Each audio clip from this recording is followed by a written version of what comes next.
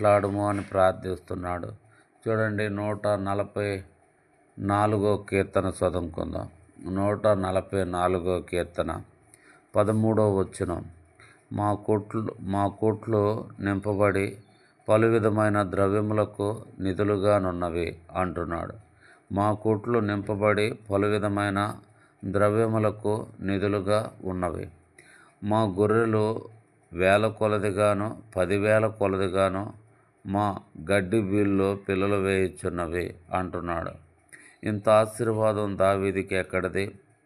దేవుడి వలనే కలుగుతూ వచ్చింది. దేవుని వలనే ఇన్ని మేలులు దావీదు చూడగలుగుతూ వచ్చాడు. కాబట్టి దావీదు ఇన్ని మేలులు దేవుని బట్టి చూస్తూ వచ్చాడు. దేవుడి దగ్గర ప్రార్థన చేశాడు గనుక, దేవుడి దగ్గర మొరపెట్టాడు గనుక మేలులు పొందుతూ వచ్చాడు. మా కొట్లు నింపబడి పలు విధమైన ద్రవ్యములకు